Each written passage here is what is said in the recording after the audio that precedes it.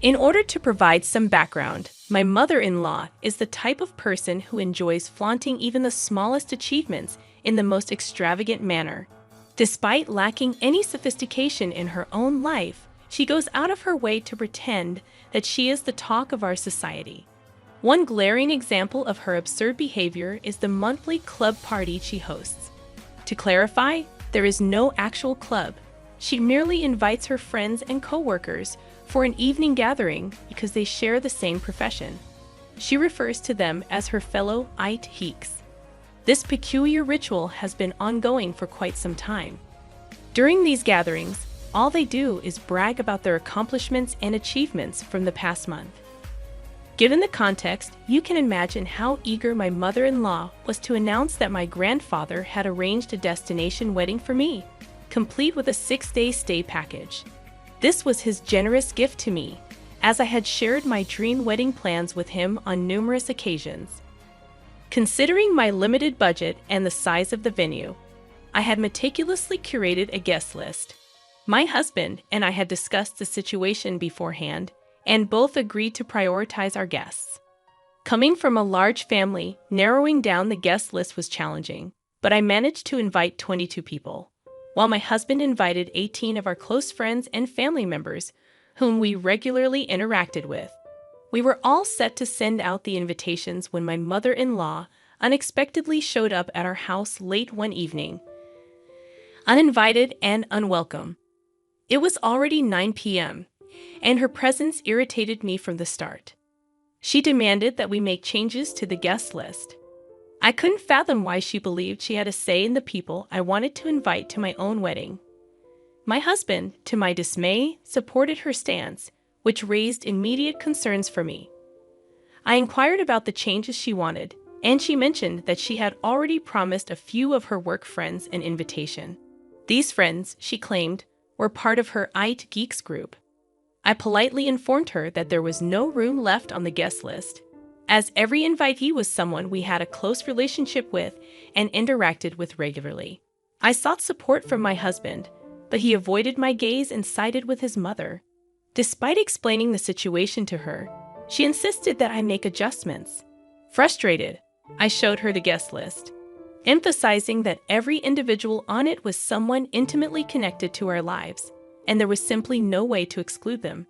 She then suggested removing my cousin's sister, whom I had lived with for 7 years after college. Her reasoning was that my cousin had moved to Birmingham recently, and it would be inconvenient for her to travel to the States. My patience wore thin, and I asked my husband to reason with her, but he continued to support her perspective, emphasizing the importance of inviting her chosen guests, especially after she had shared details about the destination wedding with them. I tightened my lips in frustration, feeling utterly lost on how to reason with my own fiancé, who was clearly being irrational. My anger boiled over, prompting me to storm out of the room. The following day, I woke up with a resolve. I would give them a taste of their own medicine. If they could be so thoughtless about my wedding, all for the sake of saving face in front of their colleagues, then I could be equally inconsiderate. I dialed my grandpa and recounted the events from the previous night. When I finished explaining, I made it clear that I wouldn't waste my energy trying to make them see reason. Instead, I decided to strip away the main attraction from their little charade. I informed my grandpa, whom I love dearly, that I was removing him and grandma from the guest list, along with my dad's brother and his family. I also asked him to resign the gift he was giving me since he was no longer invited. Thankfully, my grandfather understood my intention and supported me without harboring any resentment. When I sent the updated guest list to my mother-in-law and fiancé, they were taken aback.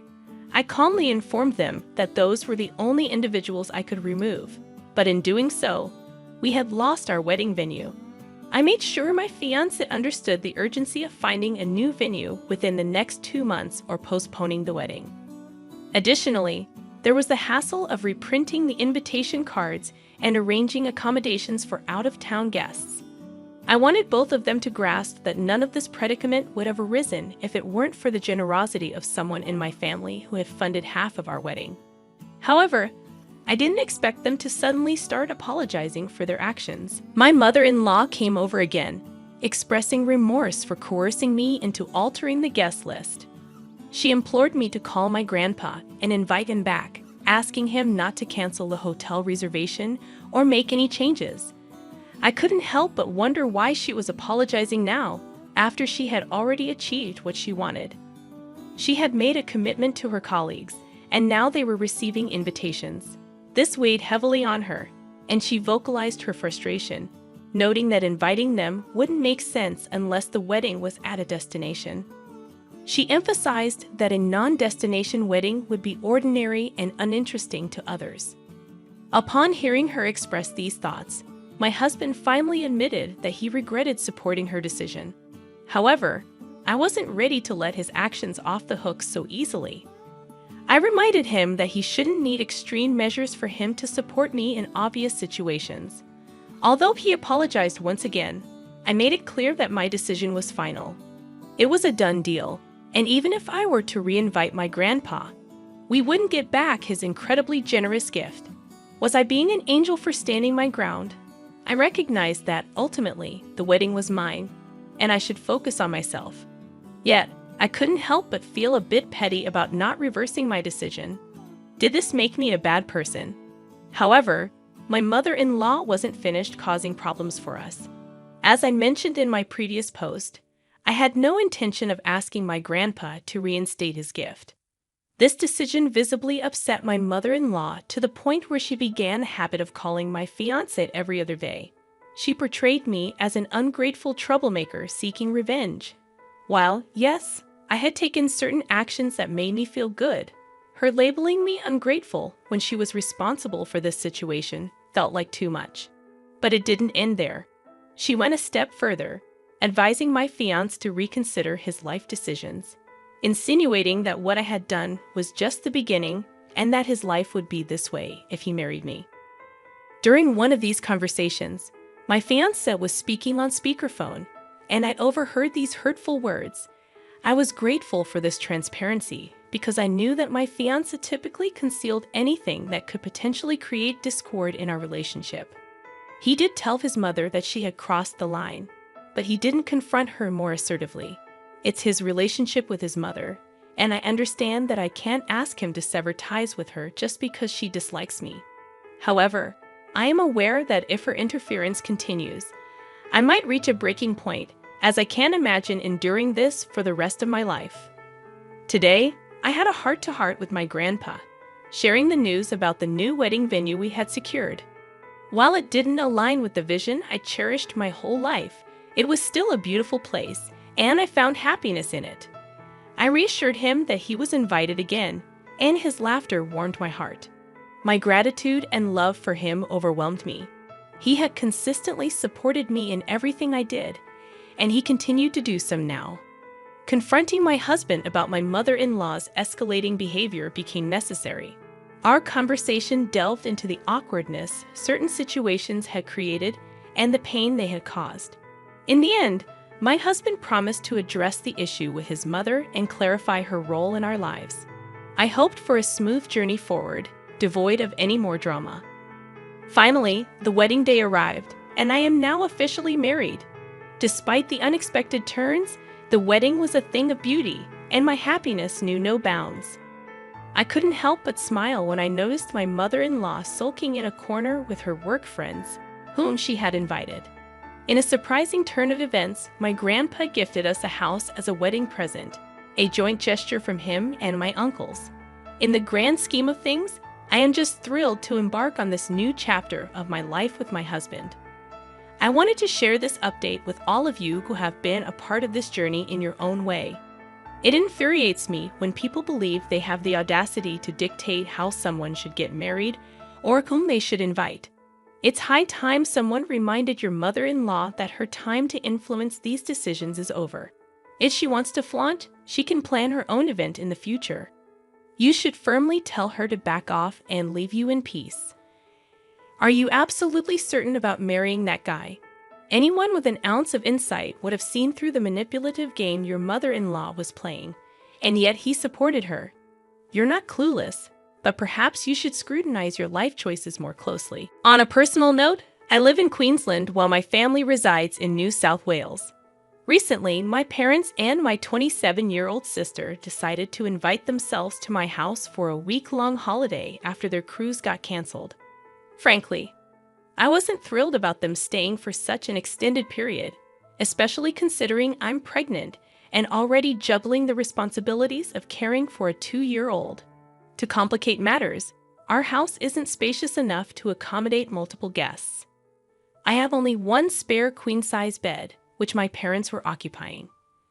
My sister, however, opted to sleep on my couch. She could have shared my bed with me since my husband is away for work, but her snoring and my constant nudges to roll over didn't make it a viable option. After 2 days of their stay, during dinner on the second night, my dad dropped a bombshell. He casually mentioned that they had invited my sister's boyfriend of just 5 weeks to fly up and stay with us for the entire weekend. He had already booked a ticket and would be arriving on Friday morning at 9 a.m. I had never met my sister's boyfriend. After all, he had only been part of the family for 5 weeks. What infuriated me was that no one bothered to consult me beforehand. Moreover, I didn't have the space for him to stay comfortably. He would have had to sleep on my couch, and my sister would either need to share the couch or my bed with him. The idea of a stranger sleeping in my house while my 2-year-old son was in his own room was unsettling. In sheer frustration, I called my husband, and together we decided to firmly refuse the arrangement. We believed their behavior in inviting a stranger into our home was completely unacceptable. When I called my sister to communicate our decision while I was at work, my mother exploded in anger. She berated me, questioning my judgment and accusing me of doubting their ability to judge someone's character. According to her, they wouldn't invite someone into our house who couldn't be trusted, even though they had met him fewer than 10 times. Eventually, they hung up on me, hastily packed their belongings, and left my house. Later, they sent me a text message claiming that my husband had manipulated my thoughts against them, and that they were leaving not because they were wrong, but because I had been an inhospitable host. According to them, I had become a terrible person since being with my husband for the past 10 years. 3 days passed, and they attempted to call me, acting as if nothing had transpired. Their inability to comprehend my reaction left me utterly baffled. I am left wondering if anyone can shed light on their perspective and help me make sense of this situation. Am I overreacting? I don't think so. I believe I was being a responsible parent, not an unreasonable person. I didn't invite them, and I certainly don't have a serial obligation to be a gracious host to a family that essentially invaded my home. To top it off, they invited a 4th person, a complete stranger, to stay without my knowledge or consent. Their entitlement is baffling.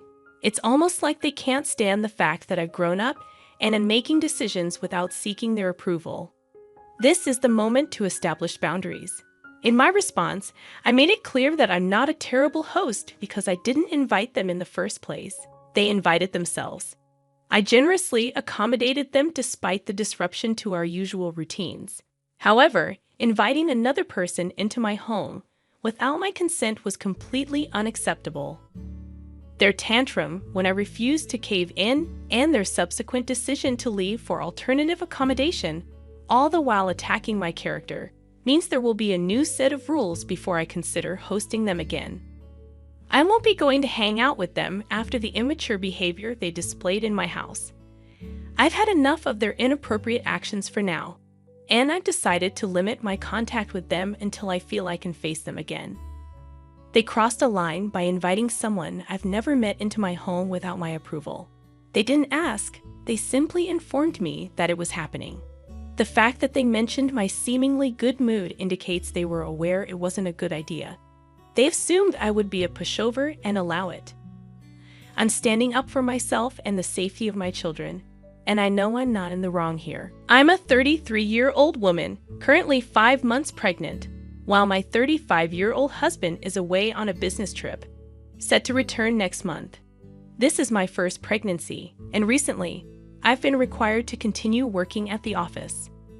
When I first met my husband, he was incredibly skinny, and his eating habits were restricted due to his mother's cooking. She avoided spices, sauces, herbs, and even salt, sugar, and pepper, believing this bland approach was healthier. My husband grew accustomed to this tasteless diet, but when he tried my cooking, he realized there was a world of flavor beyond his mother's limited recipes. One Wednesday, I indulged my curry craving and made a large batch. While I usually had pre-prepared meals in the freezer, this time, I gave in to the temptation. I left the extra portions in the fridge. On that day, my in-laws unexpectedly visited, having a spare key in case of emergencies. When I returned home, ready to enjoy my curry, I found it replaced by a dish made by my mother-in-law, who had thrown my meal away, claiming it tasted spoiled. Unable to stomach her cooking in my pregnant state, I discreetly gave the unwanted food to a homeless person. However, someone witnessed my act of kindness and informed my in-laws. Suddenly, I found myself bombarded with accusatory messages, even from my mother-in-law. My husband supported me, but now I'm questioning if I overreacted. Honestly, OP, it seems like your in-laws are trying to control your life. Their invasion of your home, even when you're not there, is a huge red flag. And while the focus seems to be on your mother-in-law throwing away your food, the real issue here is the lack of boundaries. Setting firm limits with your in-laws is essential before your child is born. Consider changing the locks and installing security cameras to maintain your privacy and peace of mind. Remember, your home is your space, and you deserve to feel safe and respected within it.